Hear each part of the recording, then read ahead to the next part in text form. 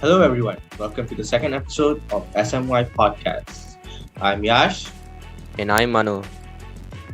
and today the topic we are going to be talking about is veg biryani, fact or fiction.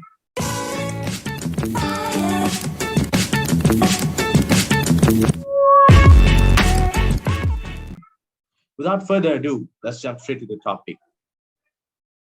Biryani is a classic Indian dish usually cooked during festivities and sometimes made to simply be enjoyed in the comfort of our homes. Today, we're going to be talking about whether or not veg biryani should be considered a type of biryani at all. I personally believe that veg biryani isn't a thing at all and that it is nothing but pulao. Now, veg biryani is made in a similar way to non-veg biryani, including ingredients such as cinnamon, cardamom, raisins, cashews, and so much more. Manu, what is your opinion on this?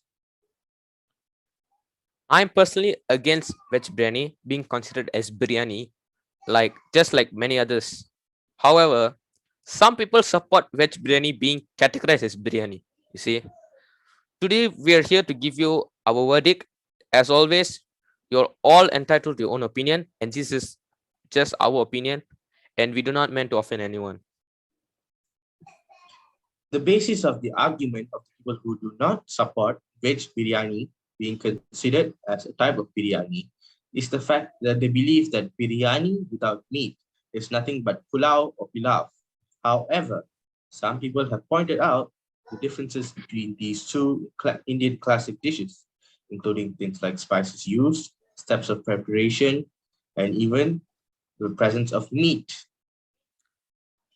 Despite these obvious differences, however, the people who are against veg biryani being considered a type of biryani are pointing out some of the notable similarities between biryani and pulao, such as the type of rice used and the method of cooking.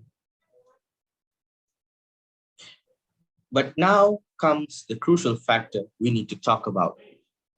Does the distinguished flavor that comes from the classic hot plate of non-veg biryani come from the meat? The answer to that question is yes. This is due to the fact that when the biryani is cooked, the meat within it releases its fat, and the fat is somewhat cooked and gets absorbed into the rice, which gives it a rich and amazing flavor. Well, however, for me, meat isn't the only ingredient that gives flavor to the biryani because the different vegetables and spices added in both non veg and veg biryani and pulao have different flavors when combined. We also need to take into consideration the time taken to cook these dishes as well.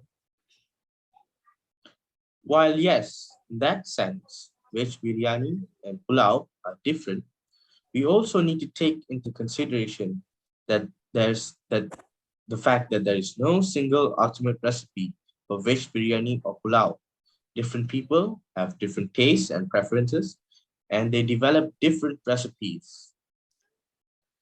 The differences and similarities between these two dishes seem to be never ending, and there is no certain or ultimate recipe to use it in making these dishes, which makes it harder to solve whether or not veg biryani can be termed as pulao or should it be termed as a type of biryani on its own.